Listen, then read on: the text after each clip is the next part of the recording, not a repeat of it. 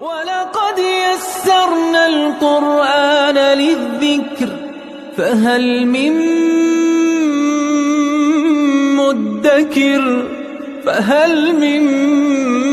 مُّدَّكِرٍ اعوذ باللہ من الشیطان الرجیم بسم اللہ الرحمن الرحیم الحمد للہ رب العالمین وصلی اللہ علی سیدنا و نبینا ابی القاسم المصطفى محمد وعلى آلہ الطیبین الطاہرین المعصومین اما بعد اعوذ باللہ من الشیطان الرجیم لا خیر فی کثیر من نجواہم الا من امر بصدقہ او معروف او اصلاح بین الناس ومن يفعل ذلك ابتغاء مرضات الله فسوف نؤتيه اجرا عظیما صدق اللہ العلی العظیم۔ پروردگار عالم نے سورہ نساء کی آیت نمبر 114 میں ایک معاشرتی حکم، ایک اجتماعی حکم، اس کی طرف انسانوں کو، مومنین کو، مسلم معاشرے کو متوجہ کیا ہے۔ یہ محفل کے آداب میں سے بھی ہے کہ جب انسان کسی میٹنگ میں ہے، جب افراد کے ساتھ ہے، دوسرے دوستوں کے ساتھ ہے، تو سزاوار نہیں ہے، اس کے لیے اچھا نہیں ہے، اس کو زیب نہیں دیتا کہ وہ کسی دوست، کسی ساتھی کے ساتھ سرگوشی کرے، اس کے کان میں کوئی بات کہے، کیونکہ اور اگر اس کا کوئی نقصان نہ ہو تو کم از کم ایک سوء ظن ایجاد ہوتا ہے۔ اگر 3 افراد موجود ہیں، 2 افراد اگر ایک دوسرے کے کان میں سرگوشی کرتے ہیں، نجوہ کرتے ہیں، تو تیسرے شخص میں یہ بات جائے گی اس کے ذہن میں کہ شاید انہوں نے میرے بارے میں کوئی بات کی ہے، وگرنہ یہ بلند آواز سے بات کرتے۔ تو یہ نجوہ اس کو کہا جاتا ہے، مناجات اسی سے ہے۔ جب انسان پروردگار عالم سے تنہائی میں گفتگو کرتا ہے تو اس کو مناجات کہا جاتا ہے۔ جب انسان کسی اور فرد کے کان میں سرگوشی کرتا ہے، آہستہ بات کرتا ہے، اس کو نجوہ کہا جاتا ہے۔ اور اس آیت میں، اس آیت کے لب و لہجے سے یہ لگتا ہے کہ یہ سرگوشیاں، یہ آہستہ اور خفیہ اور پنہان باتیں، یہ ختمی مرتبت کے خلاف منصوبے تھے، رسول خدا کے احکام، اقوال اور ان کی گفتگوؤں کے خلاف یہ باتیں تھیں۔ ان آیات کے لب و لہجے سے یہ لگتا ہے، کیونکہ گزشتہ آیات میں یبیتون کی تعبیر موجود تھی کہ یہ رات میں افراد جاتے ہیں، وہاں پہ پلاننگ کرتے ہیں رسول اللہ کے خلاف، وہ باتیں جو رسول اللہ نے نہیں کی ہوتی یا رسول خدا نے ایک بات کی ہے اس کے خلاف بات کرتے ہیں، اپنی پلاننگ کرتے ہیں، اپنے دوستوں سے ملتے ہیں۔ تو اسی سیاق میں جب یہ فرمایا کہ بہت زیادہ سرگوشیاں، ان میں خیر نہیں ہے، ان میں صلاح نہیں ہے، اس میں بھلائی نہیں ہے، تو اس میں ایک اشارہ ملتا ہے کہ یہ رسول خدا کے خلاف اور اسلام کے خلاف یہ باتیں تھیں۔ لہٰذا آیت نمبر 114 میں فرمایا لا خیر فی کثیر من نجواہم، فرمایا بہت ساری سرگوشیوں میں خیر نہیں ہوتی۔ یہ بہت زیادہ جو محفلوں میں، جب تنہائیوں میں ایک دوسرے کے کان میں باتیں کرتے ہیں یہ لوگ، وہی جو مخالفین ہیں، وہی جو منافقین ہیں، وہی جو کمزور ایمان والے ہیں، وہی جو رسول اللہ کی صحیح معنوں میں اطاعت نہیں کرتے، وہی لوگ جو رسول اللہ کے فیصلوں پہ ان کو اعتراض ہے، وہی افراد جو رسول خدا کے سنائے ہوئے فیصلوں پہ تنگی محسوس کرتے ہیں، ان کو اچھا نہیں لگتا، یہ وہی افراد ہیں۔ آپس میں جب سرگوشیاں کرتے ہیں تو قرآن نے بتایا کہ یہ اس میں کوئی خیر نہیں ہے، اس میں بھلائی نہیں ہے۔ الا من امر بصدقہ، ہاں بعض سرگوشیاں ایسی ہوتی ہیں، ممکن ہے کہیں پہ نیکی کی بات ہو، کہیں پہ صدقہ کی بات ہو، کہیں پہ انفاق کی بات ہو، تو وہاں پہ ثواب رکھتا ہے، وہاں پہ اگر انسان کی للہیت ہے اس بات میں، قربتاً اللہ، خدا کے قرب کے لیے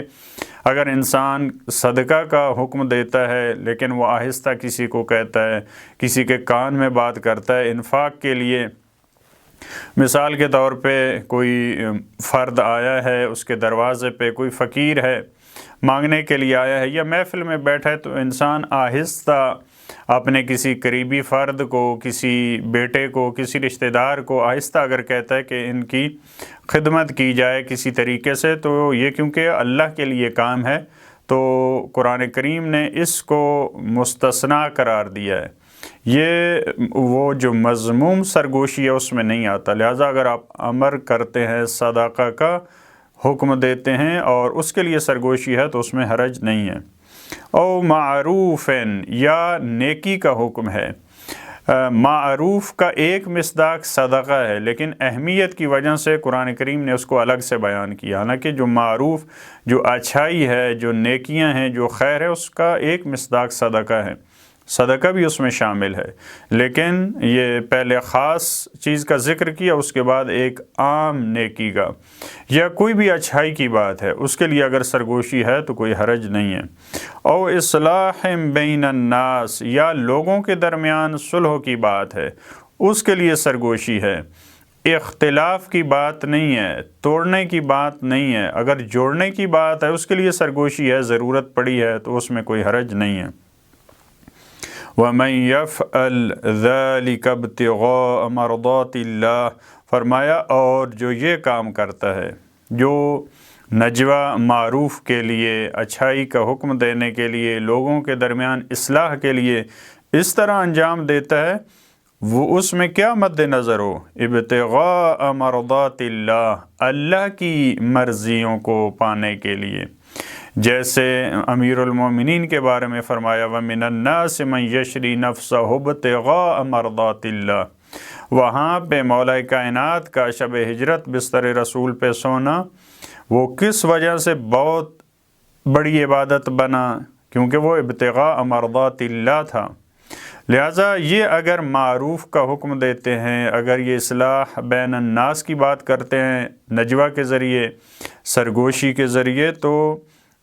پھر یہ اس میں کوئی حرج نہیں ہے، پھر اس کا ثواب ہے۔ فَسَوْفَ نُؤْتِيهِ أَجْرًا عَظِيمًا، پھر ہم ان کو عن قریب اجر عظیم دیں گے، ان کو پروردگار عالم نے اجر عظیم کا وعدہ کیا، کیونکہ یہ سرگوشی اور نجوہ کرتے ہیں اپنے دوستوں سے، عزیزوں سے، کسی فرد کے ساتھ اگر آہستہ بات کرتے ہیں، اگر دوسروں کو یہ چاہتے ہیں وہ متوجہ نہ ہوں، خلوت میں کوئی بات کرتے ہیں لیکن خدائی اس میں اہداف مد نظر ہیں، تو پھر پروردگار نے ان کے لیے اجر عظیم کا وعدہ کیا ہے۔